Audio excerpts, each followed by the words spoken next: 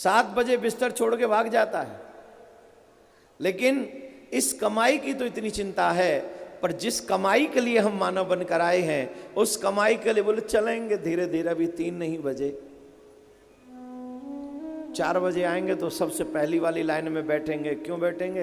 बोले वो हमारे हैं ना, वही तो करा रहे हैं कथा, जगह मिलवा ही देंगे, बनवा ही देंगे। वहां हमारे लोग तो कार्यकर्ता बने हुए हैं ना, वो आगे बैठाल देते हैं, कभी भी जाओ, अपने ही लोग हैं वो। यहां तो आपके अपनों की जैक लग जाएगी, लेकिन वहां जैक कैसे लगेगी?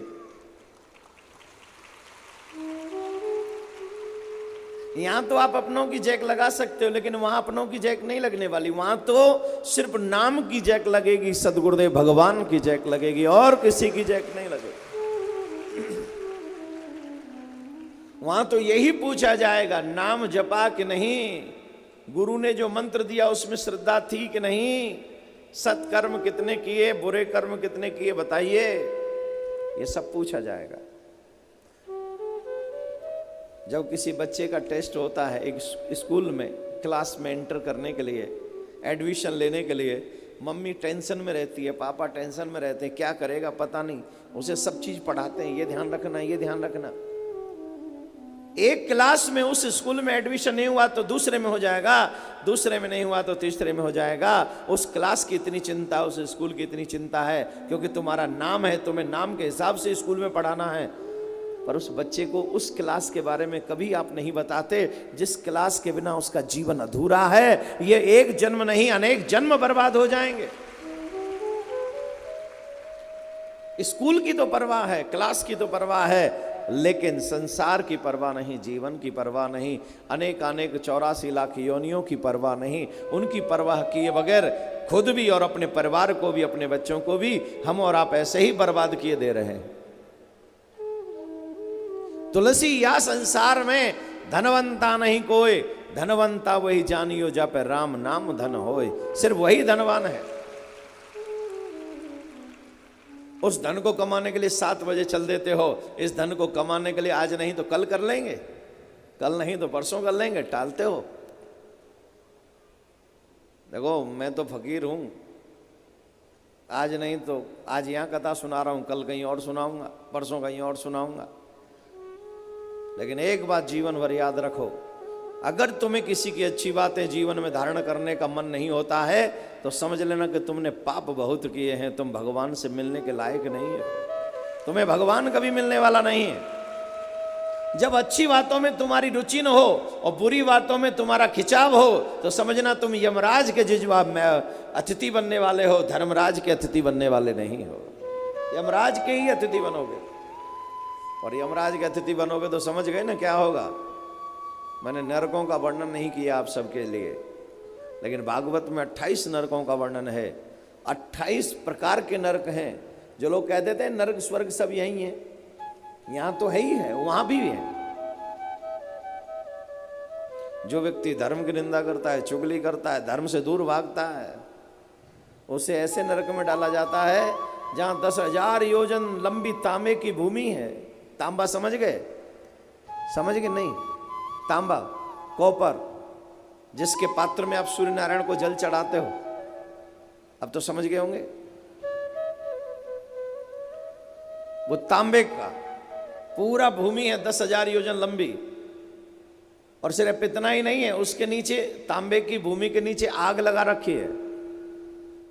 अब सोचिए उस तांबे का हाल क्या होगा।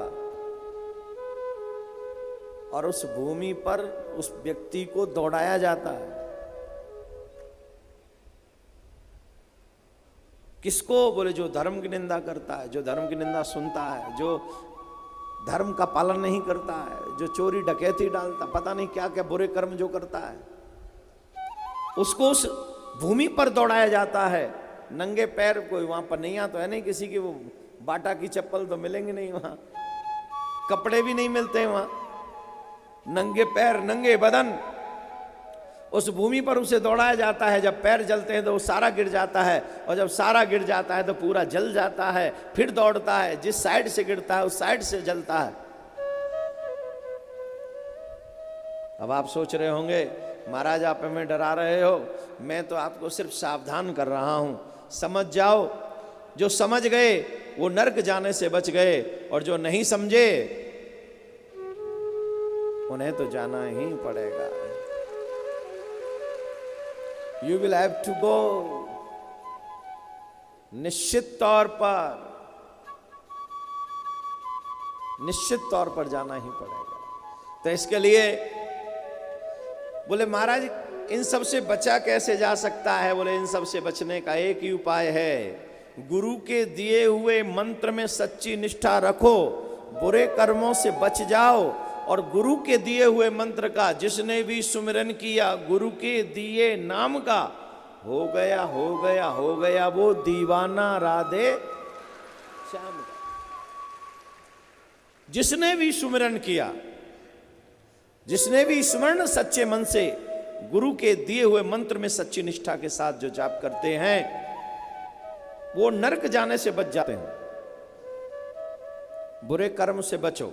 ये मन तो बड़ा पागल है, अच्छे काम से भागता है, बुरे काम में लग जाता है। लेकिन मन को उल्टा कर दो, मन से कहो मैं वो करूंगा ही नहीं जो तू चाहता है, तुझे वो करना होगा जो मैं चाहता हूं। ये मन से बिगड़ा हुआ घोड़ा कोई नहीं है, बड़ा भयंकर घोड़ा है, मन से भी ज्यादा स्पीड है, घोड़े से ज्यादा स्पीड है मन की, पवन से भी ज्यादा, प्लेन से भी ज्यादा स्पीड है तुम्हारे मन की। कई लोग यहाँ बैठे रहते हैं, झड़ाक से कहते हैं अब तो चाय का टाइम हो गया, चाय बन रही होगी घर पे, यहाँ पंडित जी पीछा नहीं छोड़ रहे। हम जय श्री कृष्ण राधे राधे बुलवाते हैं, इतने में तो वो चाय पी के वापस आ जाते हैं पंडाल में। इतनी तेज स्पीड है मन की, सच बता रहे, इतनी तेज स्पीड है मन की। तो आप सबसे मेरा आग्रह है, बुराइयों से बचो, क्योंकि ये मन बुराइयों में लेके जाता है, अच्छाइयों की तरफ बढ़ो।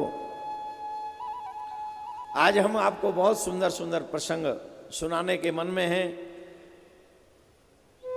शांति आप ही को रखनी पड़ेगी, जितनी शांति में सुनोगे उतना ही आनंद आएगा, वरना जैसे तुम शोर करोगे मैं टाइम कथा पूरी कर लूंगा, है ना। तो आज कथा का आखिरी दिन है, संपूर्ण दिवस है।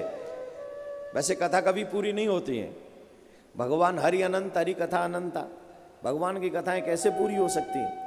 हर दिन भगवान की एक नई कथा होती है, हर दिन भगवान की एक नई लीला होती है, तो भगवान की लीला तो कभी पूरी नहीं हो सकती।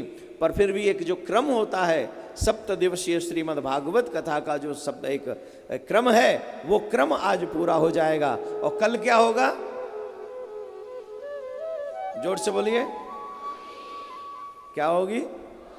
ब्रज की सुप्रसिद्ध लठमार ऐसी होली कि बस होली,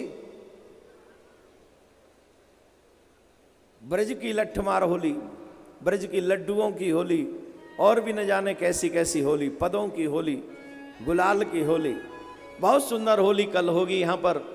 और इस पूरे उत्सव को होली के रंग के साथ पूर्ण करेंगे। तो कल 10 बजे कौन कौन आ जाएगा यहाँ पर? अरे 10 बजे तो मुझे ही आना है, आपको तो थोड़ा और अर्ली आना पड़ेगा। कौन कौन आ जाएगा? अकेले ही मत आना, अपने घर वालों को भी ले आना। चलो तुम्हें भी कन्हैया के रंग में रंग देते हैं, श्याम के रंग में रंग देते हैं। कन्हैया श्याम सुंदर। कथा में ध्यान दें। श्री सुखदेव जी महाराज राजा परीक्षित को श्रीमद् भागवत कथा श्रवण कराते हुए बताते हैं, द्वारकाधीश का प्रथम विवाह रुक्मणी जी के साथ में हुआ। 8 विवाह श्री कृष्ण ने अलग अलग किए। फिर 16,100 विवाह श्री कृष्ण ने एक साथ किए। नौजवान जो पहली बार कथा सुन रहे हैं वो जरा ध्यान से श्रवण करें। काफी नौजवान श्रोताओं को एक दिक्कत होती है, ये भगवान की कृष्ण की लीलाओं से थोड़ा सा इनको लोग भ्रमित कर देते हैं और ये भटक जाते हैं। इनको लगता है अभी ये कोई एक कोई ग्रुप है, ग्रुप, वो भक्तों को भड़काने में लगा रहता है कि तुम्हारा भगवान कृष्ण ऐसा था, उन्होंने इतने विवाह क्यों किए, उनको वो बेटी क्यों नहीं बना सकते थे, उनको पहली बात तो बताओ, क्या हम में ऐसे गुण हैं कि हम भगवान की पत्नी बन सकें? बताओ, हम में कोई गुण है? हम तो जिसकी भी पत्नी बनी आज तक वो हमसे हैप्पी नहीं है। जिसकी भी बन गए हम, वो हमसे हैप्पी है? सच्ची बताओ। अगर कहीं मौका मिल जाए और आप कह दो कि मैं छोड़ के जा रही हूं, बाबा जी बनूंगी, तो वो मना नहीं करेगा। वो सच्ची, तुरंत पूछे सच्ची जा रही हो? अच्छा, नहीं नहीं अच्छा है, मानव जीवन मिला है तो कल्याण करना चाहिए, तथास्तु, प्लीज गो। 5 मिनट नहीं सोचेगा।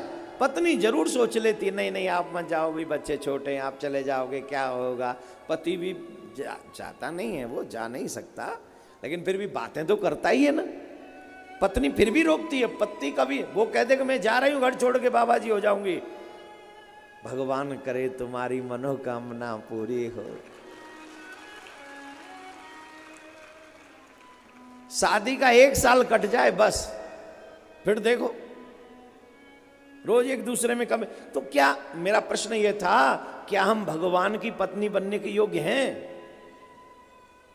फिर वो कितनी विचित्र होंगी जो कृष्ण की गोपी बनी और कृष्ण की पत्नी बनी। क्या वो साधारण होंगी?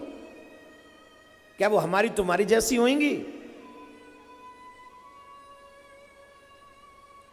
छोटी बुद्धि के लोग, छोटी सोच के लोग भगवान की लीलाओं को तो कोई नहीं समझ सकता, पर वो तो बिल्कुल थोड़ा भी नहीं समझ सकते। कृष्णात् परम किमपि तत्वम हम न जाने। कृष्ण के अद्भुत उस महत्व को, चमत्कार को हम लोग नहीं समझ सकते। We don't have able to understand Krishna itself. हम इस लायक नहीं है कि हम कृष्ण के रहस्य को समझ सकें, हम उस लायक नहीं है। We don't have able to understand about him. उनके विषय में, उनके संदर्भ में, उनको जान लेना, it's not easy. It's easy to say, but very difficult to understand Krishna Leelas. Very difficult. क्योंकि वो शुरू से लेके जहां से शुरू होता है वहां से, और जहां पे उनके मुकुट है वहां पे, जहां मुकुट है वहां से जहां चरण है वहां पे टेढ़ा ही है। उसकी हर लीला टेढ़ी है। वो चोरी करता है, लेकिन हमारी तुम्हारी तरह नहीं, भक्तों को सुख देने के लिए।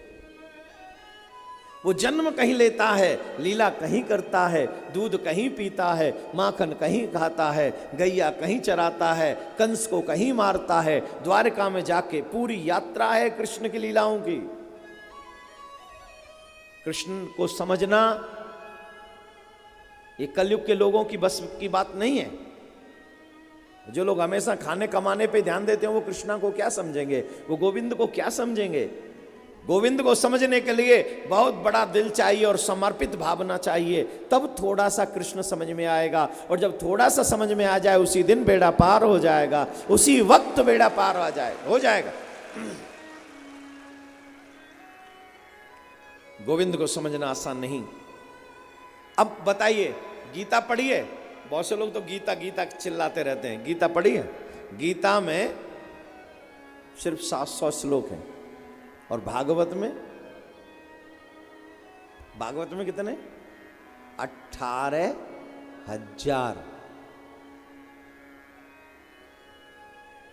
आंखें फट जाएंगे, पढ़ के देख भागवत, सब समझ में आ जाएगा।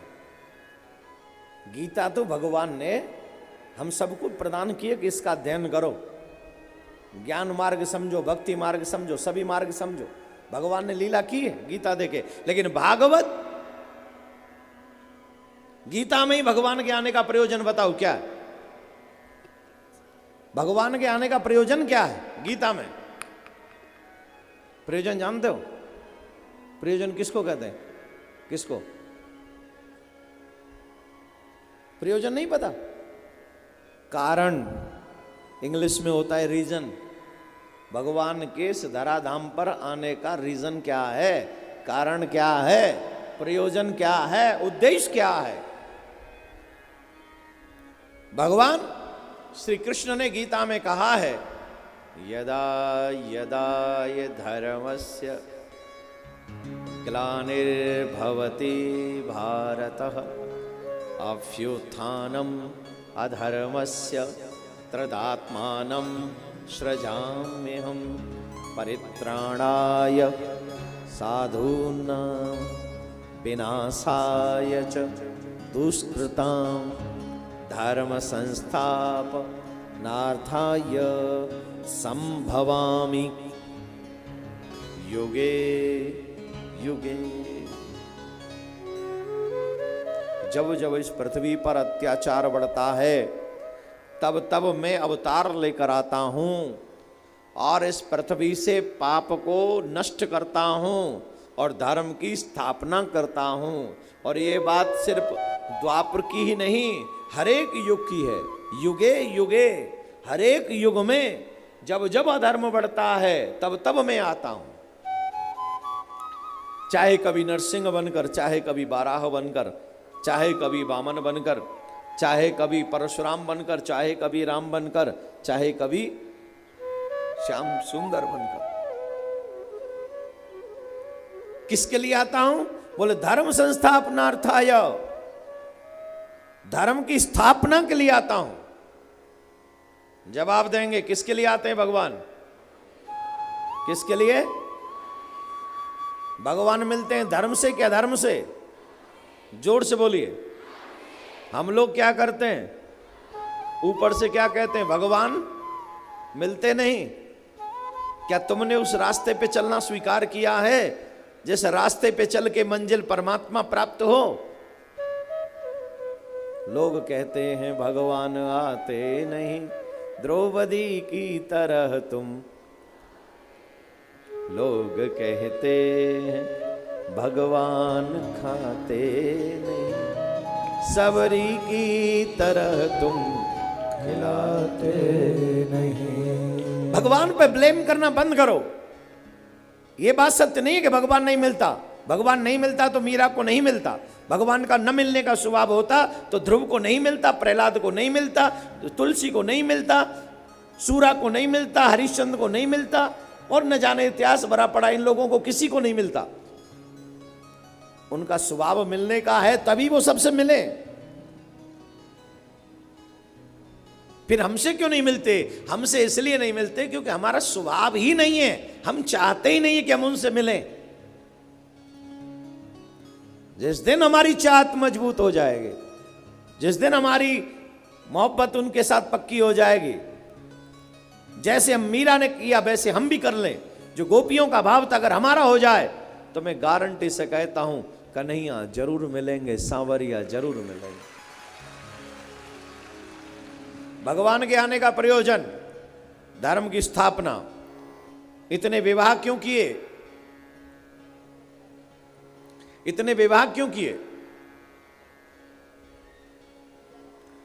इतने विवाह किए उसका कोई कारण है?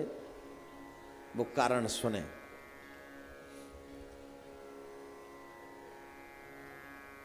भौमासुर नामक एक राक्षस जिसने 16,100 कन्याओं को बंदी गृह में बंदी बना रखा है,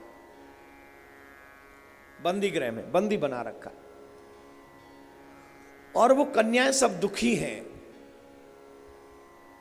उस बंदी गृह से वो मुक्त होना चाहती हैं। तो उन कन्याओं का संदेश देवर्षि नारद के द्वारा श्री द्वारकाधीश पर पहुंचा, और द्वारकाधीश ने जब संदेश सुना तो गरुड़ पर सवार होकर गए और उस भौमासुर नामक राक्षस का वध किया, उस दुष्ट का वध किया। उसका वध करने के बाद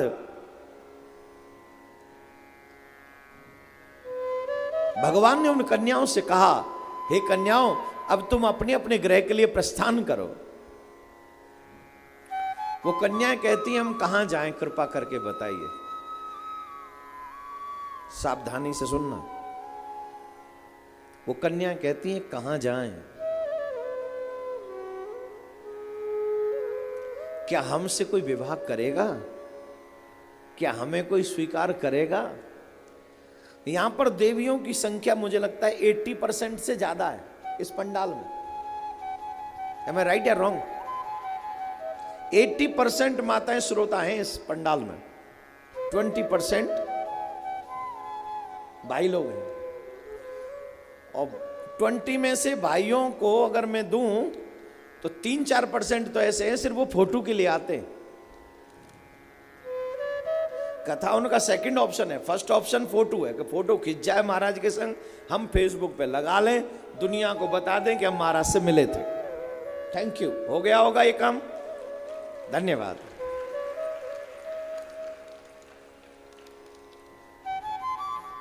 कुछ जगह ऐसी हैं जहां सिर्फ स्पेशल कुछ टाइम फोटोओं के लिए रखना पड़ता है मुझे कि ले लो भैया जिसे जितना चाहिए। एक महानुभाव तो बड़े अच्छे, मैं सीढ़ी उतर रहा हूं, 3 दिन उसने लगातार किया, सीढ़ी उतरूं वो उस जगह पे खड़े हो जाए जहां से वो क्लिक कर लें और उन्हें बताना भी ना पड़े कि मैंने फोटो खींच लिया। सेल्फी बाकायदा। एक दिन मैंने कहा भाई बस कर। जिस दिन मैंने कहा बस कर उस दिन से वो झांका ही नहीं,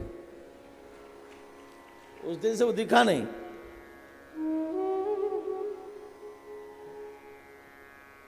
अरे साहब फोटो मिले न मिले, कथा मिलनी चाहिए, जीवन में वो उतरनी चाहिए। कथा उतरे तो काम बने ना। फोटो से क्या होगा? कल मुझसे भी बड़ा कोई महात्मा आ जाएगा, आप उसका खींच लोगे और मुझे डिलीट कर दोगे। यही तो होती है दुनिया। हम जैसे लोगों को डीपी पे ज्यादा लोग बर्दाश्त नहीं कर सकते, चेंज करना ही पड़ेगा 1-2 दिन बाद। बात पिक्चर की नहीं है, फोटो की नहीं है, बात है कथा इतने मन से सुनते हो क्या जितने मन से फोटो खींचते हो। अरे हमारा भी शरीर आप ही की तरह है, नश्वर है, हम भी मिट जाएंगे, आप भी मिट जाओगे, लेकिन कथा नश्वर नहीं है। अगर सुन ली तो कर दिया बेड़ा पार, हो गया कल्याण।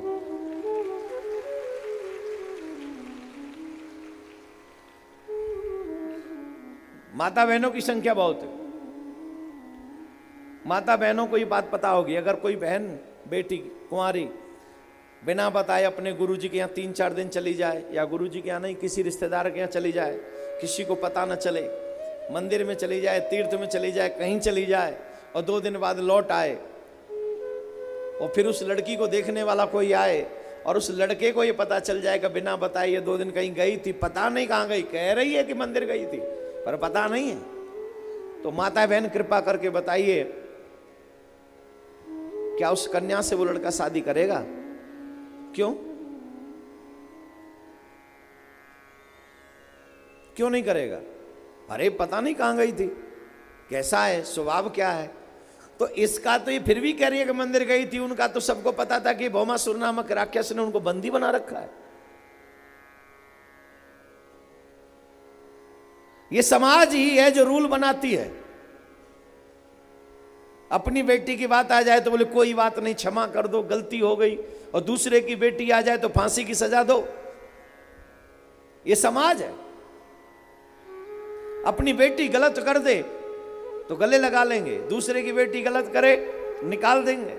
अपना बेटा, ये समाज है, स्वार्थी है, सेल्फिश है।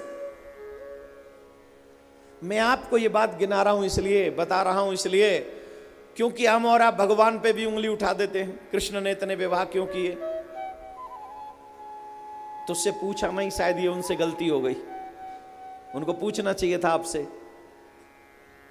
वो कन्याएं कह रही हमारे पास 2 रास्ते हैं, या तो हम आत्मदाह कर लें या हम गलत रास्ते पे चले जाएं। गलत रास्ते पे जाके अपना पेट भरें या फिर आत्मदाह कर लें। हमारे पास 2 ही रास्ते, तीसरा कोई रास्ता नहीं। और भगवान का अवतार किसके लिए हुआ, बोलना जरा जोर से बोलिए। ये दोनों काम जो कह रही हैं अगर करेंगी इससे धर्म बढ़ेगा क्या अधर्म? जोर से बोलो। भगवान इनको करने की इजाजत दे दे। और एक महापुरुष कह रहे हैं कि बेटी बना लेते तो भी तो विवाह दूसरे से करना ही पड़ता ना। विवाह कौन करेगा?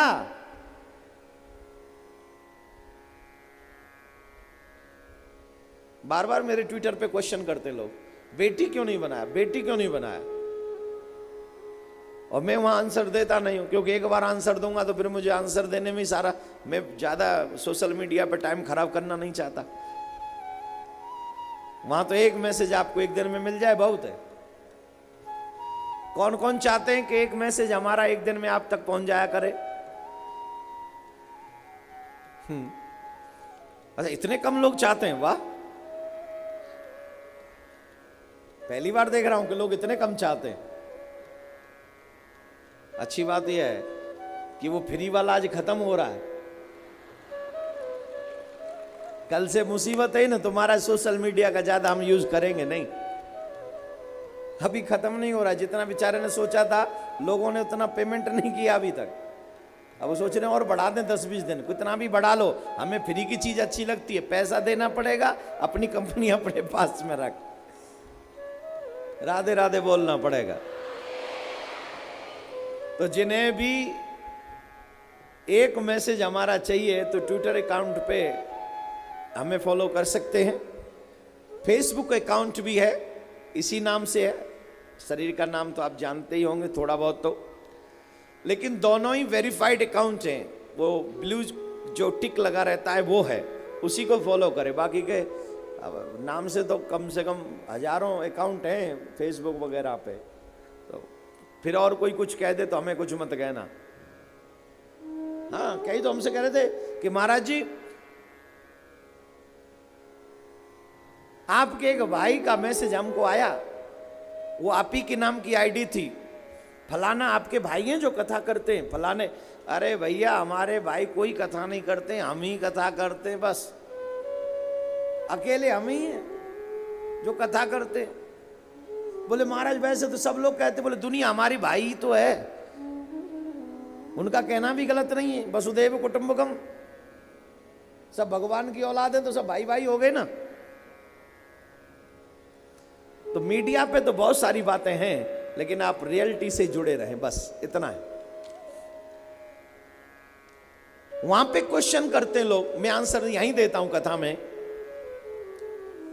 बेटी भी बना लेते अगर भगवान, तो भी विवाह तो उनका करा।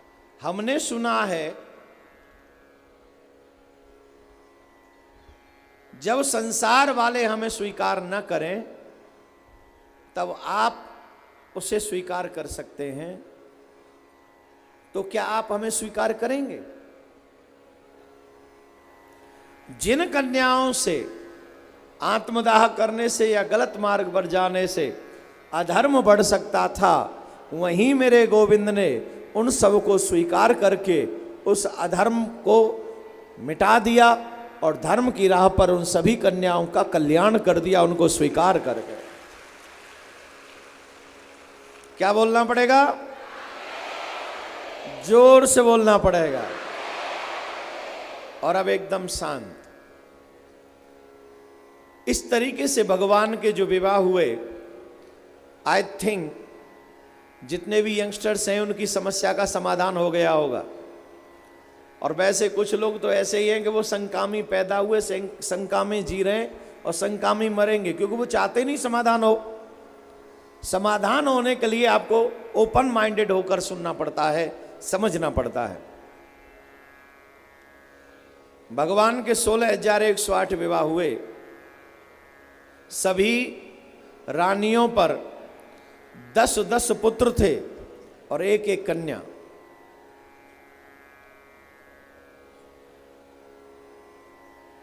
इस तरीके से भगवान की जो संतान थी वो बहुत ज्यादा थे। शांत। कार्यकर्ताओं से निवेदन, आवाज न करें, इनको रोकिए। वहां कार्यकर्ताओं को जाके, कार्यकर्ता असुविधा पैदा करते हैं।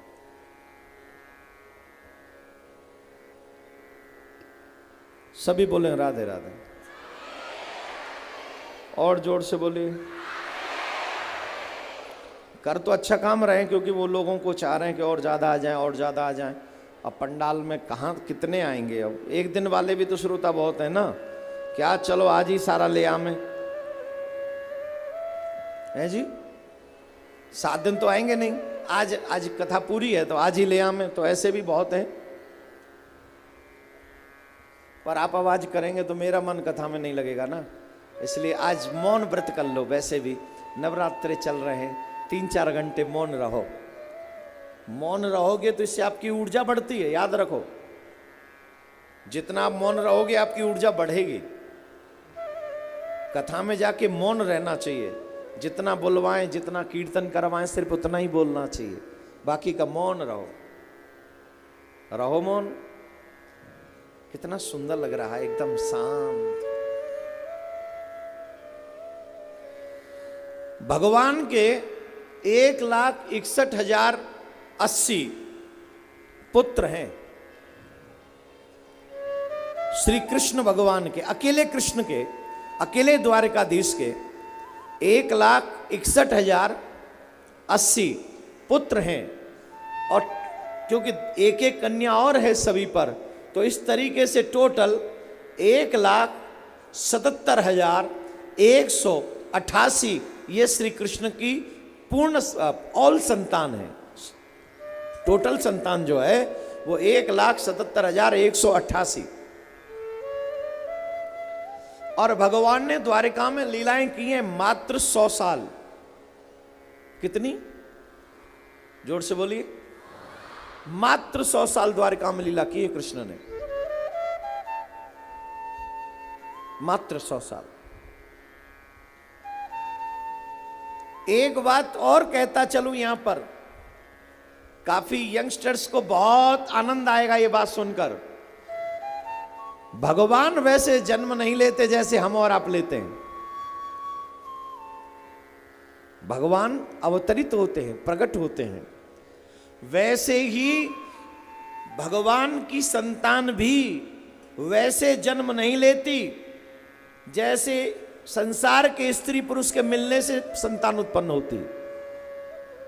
तो बोले भगवान के संकल्प मात्र से, भगवान संकल्प करते हैं मेरी रानियों को 10-10 पुत्र हो जाएं, तो सबको 10-10 पुत्र हो गए। भगवान संकल्प करते हैं एक एक कन्या हो जाए, सबको एक एक कन्या हो गई।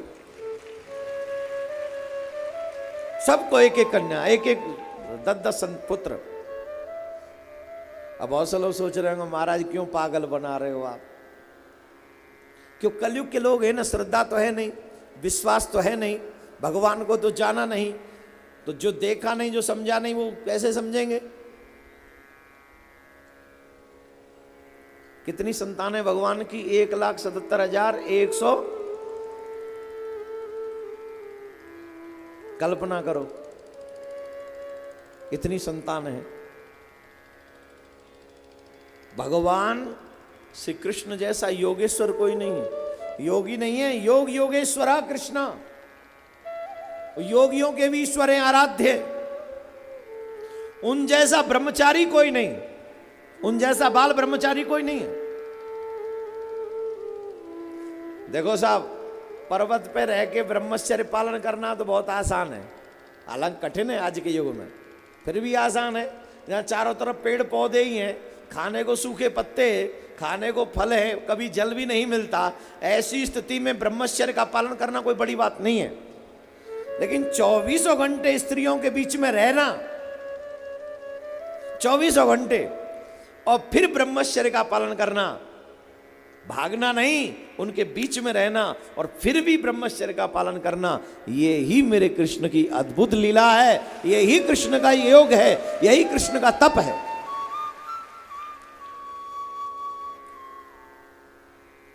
ये उनका संपूर्ण तप है। संतान उत्पन्न कैसे हुई महाराज ये बताइए? उदाहरण दे देते हैं, समझ लेना। दे दें उदाहरण? दें। मोर के विषय में जानते हो कुछ? क्या जानते हो? मोर कभी मोरनी का संग नहीं करता और संतान उसकी होती। मछली कभी अपने नर मछली का संग नहीं करती, बल्कि उसके तत्व को छोड़ने, जो छोड़ देता है उसे वो पान करती है, उसे वो गर्भ धारण करती है। इस संसार में कई प्रजाति ऐसी हैं जो स्त्री पुरुष, पुरुष स्त्री का साथ नहीं करते, फिर भी संतान उत्पन्न होती है। मोर जब रोता है, मोरनी उसके आंसू पान करती है और आंसू को पान करके गर्भ धारण करती है। उसी मोर पंख को कृष्ण अपने सर पे धारण करते हैं। आप पूरे संसार को बताते हैं जैसे मोर ब्रह्मचारी है वैसे ही मैं भी ब्रह्मचारी हूं। जैसे मोर रहता तो मोरनियों में है, लेकिन काम भटक नहीं सकता मोर के हृदय में, काम वासना नहीं आएगी। ठीक वैसे ही श्री कृष्ण रहते तो स्त्रियों के ही मध्य में है, चाहे उनकी 16,108 पटरानी है, इसके बावजूद भी कृष्ण के मन में काम किंचित मात्र भी नहीं, रंचित एक रंज भी नहीं है। अरे कलयुग के श्रोताओं, एक बात क्यों नहीं समझ में आ रही है तुम्हारी में? वही कामदेव तो द्वारका में कृष्ण के पुत्रा करवने प्रद्युम्न,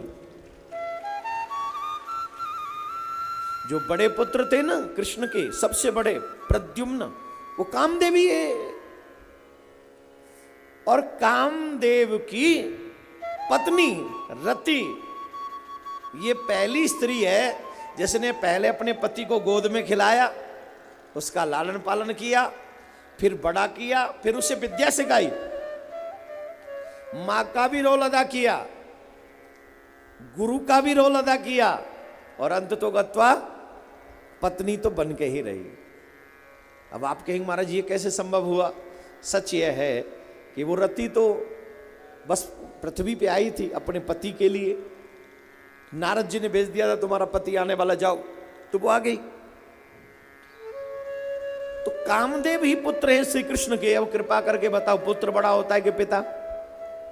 जोर से बोलिए, जोर से बोलिए। क्या कामदेव श्री कृष्ण को तंग कर सकता है? वृंदावन में तंग करने पहुंचा था तो इसकी दुर्दशा तो कर दी, तभी तो बेचारे को बेटा आके बनना पड़ा।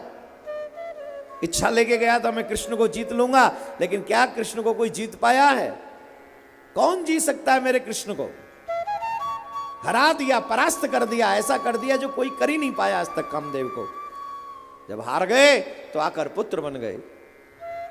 तो भगवान श्री कृष्ण बताते हैं जैसे मोर ब्रह्मचारी है, जैसे मोर कभी मोरनी का संग नहीं करता, वैसे ही मैं भी कभी स्त्री का संग नहीं करता, कभी नहीं। लेकिन कलयुग के लोगों को ये बात आसानी से हजम नहीं होगी, पर जो भक्त हैं उन्हें बिल्कुल बात समझ में आ जाएगी। जिसकी सृष्टि में ऐसा हो सकता है तो सृष्टि बनाने वाला ऐसा क्यों नहीं कर सकता? क्यों नहीं कर सकता? तो भगवान के कितने संतान हैं? 16,000 तो पटरानियां 16,108, और संतान कितनी है? 1,77,100, 1,77,188। तो भगवान का परिवार खूब ही। लेकिन एक बात और समझो, इतनी संतान हो गई इसका मतलब ये नहीं कि भगवान ने उनको फ्री छोड़ दिया। नहीं, भगवान ने फ्री नहीं छोड़ा। भगवान उन्हें सिखाते हैं क्या करना चाहिए और क्या। भगवान स्वयं ब्राह्मणों को बुलाते, विद्वानों को बुलाते, और विद्वानों को बुलाकर पुराणों की कथा सुनते हैं, वेद की कथा सुनते हैं, खुद भी सुनते हैं और अपने बच्चों को भी सुनवाते हैं। क्यों? बोलिए भगवान की कथाएं, पुराणों की कथाएं, रामायण की कथाएं, वेदों की कथाएं, वेदों का उपदेश क्या करता है? बोले हमारे जीवन को सुसज्जित करता है, हमारे जीवन को श्रृंगार से सुंदर बना देता है, श्रृंगार करता है। यहां पर ऐसे कितने लोग हैं जो ये कह रहे हो कि 7 दिन की कथा ने हमें कुछ सिखाया है? किन किन को लगता है कि 7 दिन ये जो कथा हुई है इसने हमें कुछ सिखाया है? ऐसे हाथ मत उठाना, कुछ सिखाया हो तभी हाथ उठाना, ऊपर करो ना। किस किस को लगता है हमें सिखाया? इतने लोगों को। अकेला एक बालक आके सिखा गया, ये बालक की कैपेसिटी नहीं, ये तो भागवत की कृपा है हम सब के ऊपर। तुम कथा में जाओगे तो कुछ सीखने को मिलेगा, जब जाओगे नहीं तो सीखने को क्या खाक मिलेगा। एक बात सीखनी चाहिए हमारे मुसलमान भाइयों से, वो 5 साल के बच्चे से 5 टाइम की नमाज अदा प्रारंभ करा देते हैं, और हम लोग अपने बच्चे को मोबाइल दे देते हैं, गाड़ी दे देते हैं, ड्राइवर दे देते हैं, जाओ बेटा ऐश करो, बुढ़ापे में सारा कैश करेगा, तेरी टांग तोड़ तोड़ के ना तुझे घर से निकालेगा, ले जा। मैं ये नहीं कहता कि अपने बच्चों को गाड़ी मत दो, मैं ये नहीं कहता अपने बच्चों को मोबाइल मत दो, मैं कहता हूं जो देना है दो, लेकिन सबसे पहले संस्कार दो, सबसे पहले संस्कार। क्या तेरे बच्चे में इतने संस्कार हैं कि बाहर से आए हुए अतिथि का वो सम्मान कर सके? और सम्मान कैसे, किस अतिथि का करना है, क्या वो जानता है? करना चाहिए। दौलत दो, शोहरत दो, सब दो, लेकिन सबसे पहले भगवान ने क्यों अपने बच्चों को पुराणों की कथा सुनवाई, क्यों खुद सुनी? भगवान को सुनने की क्या आवश्यकता है? भगवान तो स्वयं भगवान है, भगवान तो सब जानते ही हैं, फिर क्या आवश्यकता आन पड़ी? जब कोई बच्चा बीमार पड़ जाता है ना, जब कोई बच्चा बीमार पड़ जाता है, दवा नहीं खाता है, तब माँ उस दवा को चख के बताती है, बेटा खा ले, ये मीठी है, कड़वी नहीं है, चाहे कितनी भी कड़वी हो।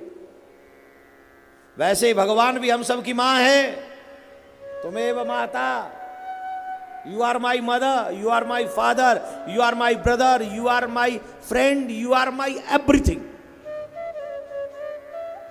तुमेव सर्वम, what is the meaning of this? तुमेव सर्वम, it means you are my everything. I am nothing without you. I am nothing without you. मैं तुम्हारे बिना कुछ भी नहीं हूं। You are my life. You are my heart. You are my brother. मेरी सांस तुम हो। You are my every relative. You are my everything. I can't live without you. I can't live without you. पत्नी कहती है पति से, I don't live without you. पति भी फोन पे कह देता है same to you. लेकिन दोनों ही झूठ बोल रहे हैं, निकम्मे। न पत्नी कम है न पति कम है। जिस दिन करवा चौथ का व्रत रखना हो ना हमारी माताओं को, चांद को इतनी गालियां देती हैं, इतनी गालियां देती हैं चांद को, आज ही रह जाइयो तू, आज ही मत निकलियो तू, मेरी जान लेके छोड़ेगा। ऊपर से फिर पति, आप मुझे क्या गिफ्ट देंगे? चो भाई मैं काई को दूं तो ही गिफ्ट? आज मैं करवा चौथ व्रत रही हूं आपके, लंबी। पति कहते तू तोड़ दे, तू तोड़ दे, तू तोड़ के दिखा, का मिल जाएगा मुझे? तू रख, तू मत रख। लेकिन नहीं, दोनों ही झूठ बोल रहे हैं, दोनों ही एक दूसरे के बिना जिंदा रह लेते हैं। हाँ या ना? कितने पति चले गए दुनिया से, कोई पत्नी गई क्या पीछे पीछे? जवाब दो ईमानदारी से। मेरे पति चले गए, इस चिता में मुझे भी जला दो। कहती तो रोती तो है, अब मेरा क्या होगा, मतलब चिंता सिर्फ खुद की है, अब मैं अपना किसको कहूंगी, अपनी है। और यही बात पति की है। पत्नी जरा रो रो के सुना देती है, पति थोड़ा आंखें बंद करके मूंद करके बैठ जाता है थोड़ी देर, क्योंकि दुनिया वालों को बताना पड़ता है पत्नी के जाने का दुख है, दुख नहीं है। लेकिन बुढ़ापे में पत्नी पहले चली जाए तो बहुत बड़ा दुख है, क्योंकि बुढ़ापे में सिर्फ पत्नी ही काम आती है, बेटा सब साथ छोड़ जाता है। ए बुड्ढे पति पत्नी हो, जिनकी बुढ़ापा हो गया, लड़ना कम किया करो, एक दूसरे का ध्यान रखा करो। कोई बीमार, कोई तो खांसी हो गई आपको, ए जी लो दवाई ले लो, ऐसे किया करो। पति भी ये ध्यान रखें, क्योंकि बुढ़ापे में जितना आप एक दूसरे से प्यार करोगे उतना ही, ऐसा मत करना खुद एक दूसरे से प्यार करने में लग जाओ, भगवान पीछे छूट जाए, ऐसा भी कभी मत कर लेना। हाँ, नहीं तो कई तो लोग कह रहे हो अब तो महाराज जी ने दे दी परमिशन, अब क्या है? अरे ध्यान रखिए, रिस्पेक्ट करिए। मेरा मतलब ये है कितनी पत्नियां चली गई, कितने पति चले गए, कौन जीना बंद कर दिया, सब तो जी ही रहे हैं। पर एक बात मैं आप सबसे कहूंगा, दुनिया से कहो या मत कहो, लेकिन मेरे गोविंद से जरूर कहो और ऐसी स्थिति बना दो कि तुम उसके बगैर रह ना सको। उससे कहो, हे Hari, I can't live without you, you are my life, you are my everything. तुम मेरी जिंदगी हो, आप मेरी लाइफ हो, आपके बिना जीना मुश्किल है, बेकार है। ऐसा भगवान से जरूर कहो। जब भगवान से ऐसा कहोगे तो जीवन संवर जाएगा, जीवन की सुंदर सुखद स्थिति घड़ियां आपको प्राप्त हों, पल प्राप्त हों, ऐसे पल जिनमें कृष्ण आपको प्राप्त हों। तो भगवान खुद भी पुराण सुनते हैं, वेदों की कथा सुनते हैं और अपने बाल गोपालों को भी सुनवाते हैं। यही चीज हमें भी करनी चाहिए, खुद भी सुनो और बच्चों को भी सुनवाओ। कथा जरूर हमें सीखने को बहुत कुछ देती है। इसी कथा क्रम में यूं तो भगवान ने बहुत लीलाएं द्वारिका में की हैं, बहुत ज्यादा लीलाएं की हैं, पर फिर भी मैं आपको एक प्रसंग जरूर सुनाना चाहता हूं, कृष्ण सुदामा चरित्र। कृष्ण सुदामा चरित्र। आज नौजवानों को सबसे ज्यादा अगर किसी की जरूरत है तो मोबाइल की, और मोबाइल की जरूरत इसलिए है क्योंकि उसके फ्रेंड उससे भी अच्छा मोबाइल लेके घूमते हैं। जितने भी यंगस्टर्स अनमैरिड लोग यहां पर बैठे हैं, हाथ उठाकर बताएं, जितने भी अनमैरिड हैं यंगस्टर्स। अरे भैया, जो शादीशुदा बच्चे नहीं हैं वो हाथ उठाइए, जो बच्चे शादीशुदा नहीं हैं हाथ उठाकर बताओ कि हम भी आए कथा सुनने। ऊंचा करो ना हाथ, ऊंचा करो, ऊंचा, टाटा मत करो, ऊंचा करो।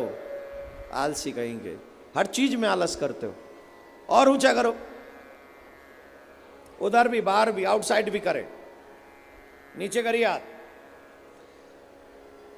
बचपन में जो बच्चे बिना मां बाप के नहीं रह सकते थे, वही 15-16 वर्ष के बाद अपने दोस्तों के बिना नहीं रह पाते हैं, वो अपने मां बाप के बिना रहना सीख जाते हैं। मैं सही कह रहा हूं कि गलत कह रहा हूं, जवाब दीजिए, जोर से बोलिए।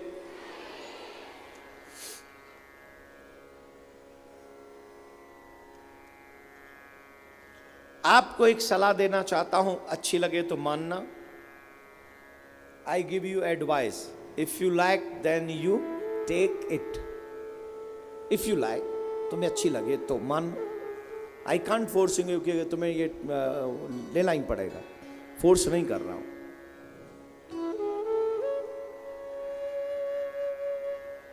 अपने दिल पे हाथ रख के जवाब देना।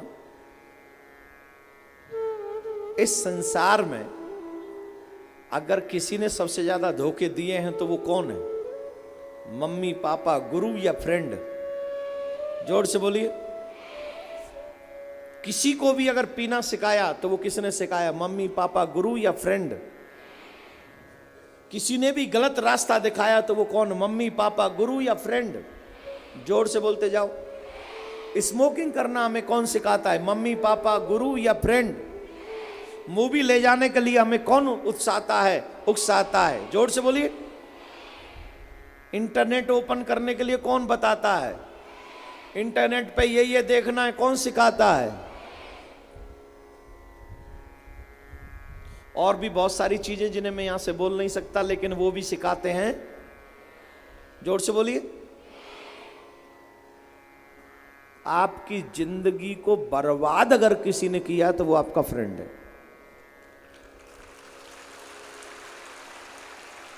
कोई और नहीं है।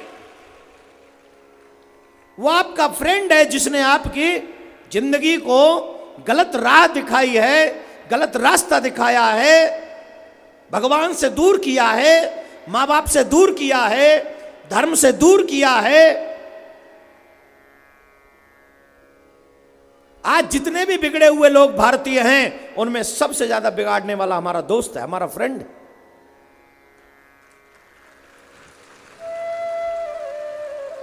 कोई क्यों नहीं कहता फ्रेंड हमारा चलो भगवान की कथा में चलते हैं? क्यों नहीं कहता हमारा फ्रेंड चलो भगवान की तीर्थ यात्रा पे चलते हैं? आजकल तो यात्रा भी, कावड़ भी ऐसी ऐसी निकालते, कुछ पूछो ही मत। ये कोई धर्म है? फिल्मी गाने बजते जा रहे हो और शिव जी पे कावड़ चढ़ा रहे हो। शिव जी प्रसन्न होंगे? यहां तक कि घुटना पहन के जा रहे हो, भागते चले जा रहे हो, भगवान शिव प्रसन्न होंगे? तीर्थों को भी हमने सिर्फ और सिर्फ ऐसा बना दिया जैसे पिकनिक स्पॉट। भगवान खुश होंगे? यंगस्टर्स गर्लफ्रेंड बॉयफ्रेंड हाथ में हाथ डाल के जाते, बोले कहां वैष्णो देवी जा रहे हैं, वो माता रानी खुश होगी? तभी तो बसें पलट जाती हैं, तभी तो गाड़ी पलट जाती हैं।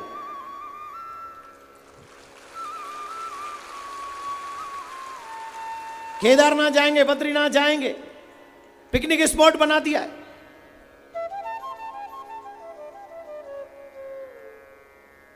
पिकनिक स्पॉट नहीं है वो तीर्थ प्लेस है।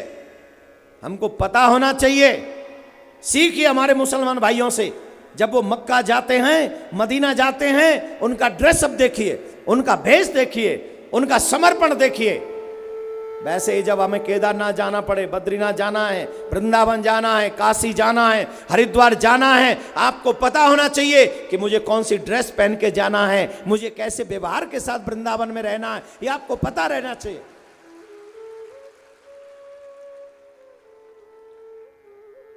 अभी आश्रम बना है हमारा, पता चलता है वहां कई कई ऐसे लोग आते हैं जिनको आना ही नहीं चाहिए। ये गलत। आप तीर्थ में जाते हो, आपको पता होनी चाहिए तीर्थ की मर्यादा क्या है। इंजॉय करने मत जाओ, आनंद लेने जाओ। और आनंद तो सच्चाई के साथ आता है, इंजॉयमेंट तो इंदौर में कम है क्या? यहीं कर लो इंजॉय। तो जब मरना ही है, बुरे ही काम करने तो यहीं कर लो, पीने तो यहां पियो, नरक में जाने के सारे प्रयास करने यहीं कर लो। आई एम सॉरी, मैं आपसे नहीं कह रहा हूं, लेकिन तीर्थ की मर्यादा हमको आनी चाहिए, बिल्कुल आनी चाहिए। माता बहनों से भी निवेदन है, काय को बजा रहे हो? इसको बजाओ तो मैं तब जानू ना जब इसे स्वीकार करो।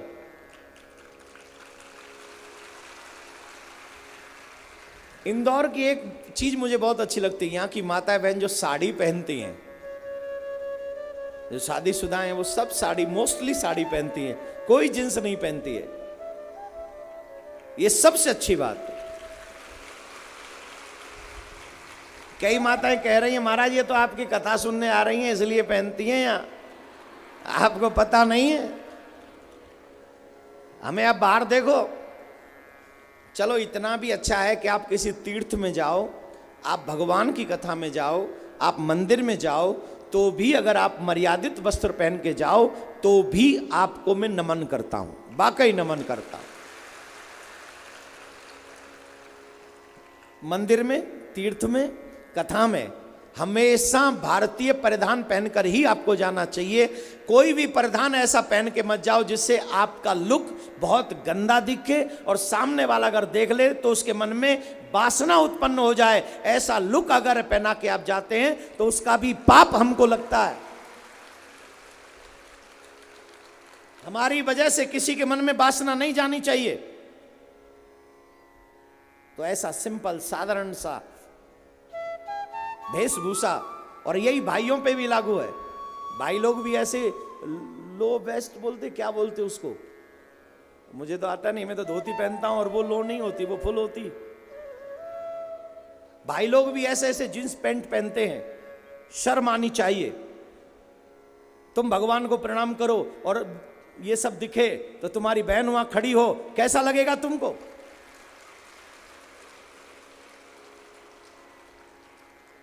एक कालिया बड़ी जोर से हंस रहा है, कालिया। मैं हंसी के लिए नहीं कह रहा हूं ये बात, मैं समझाने के लिए कह रहा हूं। जो तुम्हारे मां बाप नहीं सिखा सके वो समझाने की कोशिश कर रहा हूं। तुम्हारे मां बाप को तो फुर्सत ही नहीं है पैसा कमाने से। उनकी बेजा तुम्हारी जिंदगी खराब हो या बर्बाद हो उन्हें कोई फर्क नहीं पड़ता। उन्हें तो पता भी नहीं कि तुम्हारे कौन से कर्म से तुम्हारे को जिंदगी बर्बाद हो जाएगी और तुमको नरक में जाना पड़ेगा। वो खुद नहीं जानते, तुम्हें क्या बताएंगे? वो खुद नहीं जानते। इसलिए मैं कोशिश कर रहा हूं ब्राह्मण बालक होने के नाते, आपका शुभ चिंतक होने के नाते, आपका वेल विशर होने के नाते छोटी छोटी चीजें समझा रहा हूं। स्वीकार कर लीजिए मेरे प्यारे, मेरे कन्हैया का प्यार मिलेगा। मित्र मत, फ्रेंड मत ढूंढो। दुनिया में अगर किसी को फ्रेंड बनाओगे तो वो फ्रॉड है। जब तक तुमसे मतलब रहेगा वो फ्रेंडशिप रखेगा, और जिस दिन उससे का मतलब नहीं होगा वो तुम्हारी फ्रेंडशिप छोड़कर चला जाएगा। अगर फ्रेंड बनाने का शौक है तो मेरे कन्हैया को फ्रेंड बना ले, तेरा बेड़ा पार हो जाएगा। सच्चा फ्रेंड कौन है ये दुनिया में? जब तक तुम पैसे वाले हो, जब तक तुम स्वरूपवान हो, जवान हो, जब तक तुम्हारा लुक अच्छा है, जब तक तुम्हारे पास पद है, तब तक तुम्हारे फ्रेंड बहुत हैं दुनिया में। और जिस दिन ये तीनों चीज गई, हमारे ब्रज में कह देते हैं जब तक गलुआ चीकने तब तक मलुआ यार। इसका मतलब समझे, जब तक फेस सुंदर है, जब तक नोट जेब में भरे पड़े हैं, जब तक कोई पद प्रतिष्ठा है, तब तक तुम्हारे चाहने वालों की लाइन लगी है। और जिस दिन यमराज, जिस दिन वक्त की मार पड़ेगी, जवानी से बुढ़ापा आ जाएगा, लोग छोड़ देंगे, पद से हटा दिए जाओगे तो पार्टी वाले कह देंगे गलत आदमी है, पार्टी से निकालो, पार्टी से निकाल दिए जाओगे। और तीसरी क्या बची? दौलत। जिस दिन समय की मार पड़ेगी मेरे प्यारे, जिस दिन समय की मार पड़ेगी और जिस दिन गरीबी आ जाएगी, कौन तुम्हारा मित्र रह जाएगा? जरा कृपा करके बताइए, कोई रहेगा? कोई रहेगा?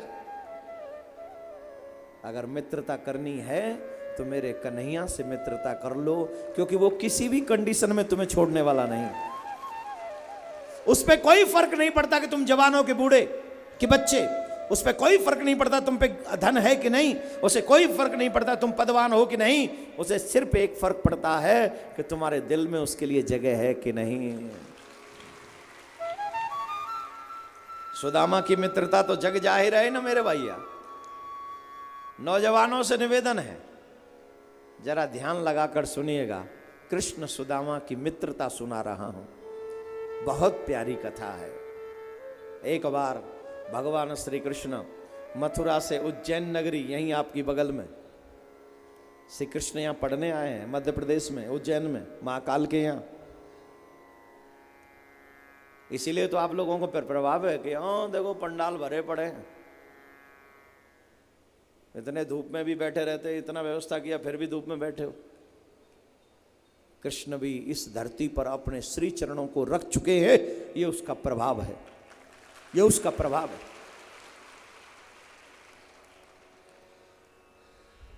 कृष्ण जा रहे थे, मार्ग में किसी के रोने की आवाज सुनी, रथ रुकवाया, देख कर आओ कौन रो रहा है। और वहां पर वो सारथी गए और सारथी ने जाकर देखा एक ब्राह्मण बालक है जिसके पैर में कांटा लगा है। पूछा तुम्हारा नाम क्या है? बोले मेरा नाम सुदामा है। क्यों रोते हो? बोले मेरे पैर में कांटा लगा है। वो कांटा कैसे निकले? दर्द कर रहा है। सारथी ने श्री कृष्ण को जाकर कहा कि एक सुदामा नामक ब्राह्मण है, उनके पैर में कांटा लगा है और वो रो रहे हैं। ब्राह्मण है, ब्राह्मण बालक है। जैसे ही श्री कृष्ण ने सुना कि किसी ब्राह्मण बालक के चरण में कांटा लगा है, श्री कृष्ण रथ से कूदे, उतरे नहीं, कूदे और कूद कर दौड़े। अब कूदे क्यों? बोले जल्दी पहुंचना चाहते हैं, जितनी देर से पहुंचूंगा उतनी देर ब्राह्मण को कष्ट होगा, इसलिए दौड़ कर गए। कांटे को देखा, सुदामा जी के चरण पकड़े, सुदामा जी से कहा मैं आपका कांटा निकालना चाहता हूं। सुदामा जी कहते हैं मेरे चरण मत छुओ, क्योंकि मैं दीनहीन ब्राह्मण हूं और आपकी शोभा को देखकर लगता है तुम किसी राजा के पुत्र हो, और राजा का पुत्र अगर दीनहीन ब्राह्मण के चरण छुएगा तो उसकी शोभा नष्ट हो जाएगी। श्री कृष्ण कहते हैं नहीं, जो व्यक्ति ब्राह्मण के चरणों का स्पर्श करता है उसकी शोभा नष्ट नहीं होती, अपितु उसकी शोभा बढ़ जाती है। मैं अपनी शोभा बढ़ाना चाहता हूं। ब्राह्मण के चरण छूने से किसी की शोभा नष्ट नहीं होती, अभी तो बढ़ती है। और मैं चाहता हूं कि मेरी शोभा बढ़े, ब्राह्मण की सेवा करूं। भगवान श्री कृष्ण ने जिद की और जिद करके सुदामा के चरण से कांटा निकालने का मन बनाया, कांटा निकालने लगे। मैंने संतों के मुख से सुना है, जब श्री कृष्ण के हाथ से कांटा नहीं निकला तो श्री कृष्ण ने अपने दांतों से, अपने मुख से, श्री कृष्ण ने अपने दांतों से सुदामा के चरण का अंगूठा और चरण का कांटा, चरण से कांटे को निकाला।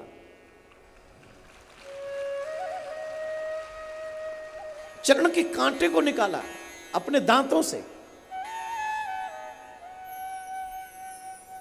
आपसे एक बात पूछना चाहता हूं, अगर तुम्हारे पैर में कोई कांटा लग जाए, एक रिश्तेदार का नाम बता दो जो अपने मुंह से तुम्हारे कांटे को निकाल दे। एक रिश्तेदार का नाम। जिन रिश्तेदारों के लिए आपने पूरा जीवन खो दिया, उनमें से एक का नाम बता दो जो तुम्हारे चरण के कांटे को अपने मुंह से निकाल दे। अरे मेरे प्यारे, ये बात समझ में क्यों नहीं आती? इस दुनिया में कांटा निकालने वाले नहीं हैं, इस दुनिया में तो पग पग पे कांटा चुभोने वाले लोग हैं।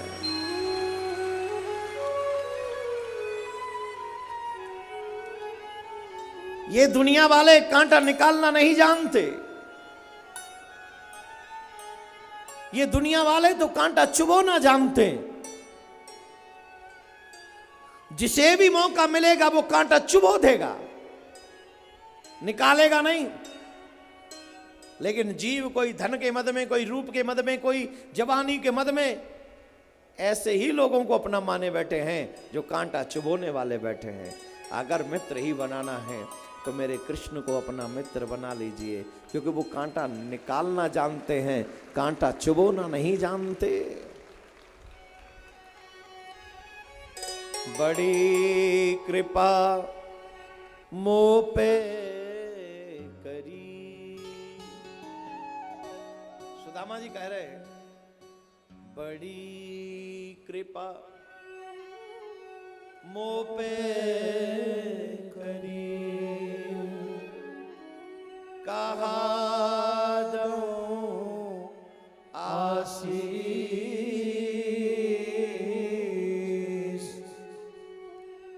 जा पग में कंटक लगड़ो, वाइये धरो मम शीश। सुदामा जी कहते हैं, आपने बड़ी कृपा करी कि मेरे पैर से कांटा निकाल दिया। मैं दीनहीन ब्राह्मण हूं, जब भी कोई व्यक्ति उपकार करे उसे बदले में कुछ देना चाहिए, लेकिन मेरे पास तो कुछ भी नहीं है, मैं आपको क्या दूं? मैं दीनहीन ब्राह्मण हूं, मेरे पास कुछ नहीं है, क्या दूं मैं आपको? श्री कृष्ण कहते हैं, जो ब्राह्मणों के पास है वो किसी के पास नहीं, जो ब्राह्मणों के पास है। दुनिया आपको धन दे सकती है, दौलत दे सकती है, मान प्रतिष्ठा दे सकती है, लेकिन दुनिया में कोई आशीर्वाद नहीं दे सकता, और ये आशीर्वाद सिर्फ ब्राह्मण दे सकता है। और इस दुनिया में सबसे बड़ी सुपर पावर है आशीर्वाद की। अगर गुरु आशीर्वाद दे दे हृदय से, तो दुनिया में कोई ऐसी शक्ति नहीं जो तुम्हारा अमंगल कर दे, कोई भी नहीं। श्री कृष्ण कहते हैं, अगर आप हमें कुछ देना चाहते हो तो जिस चरण से मैंने कांटा निकाला है उस चरण को आप मेरे सर पे रख दीजिए, मेरा कल्याण हो जाएगा।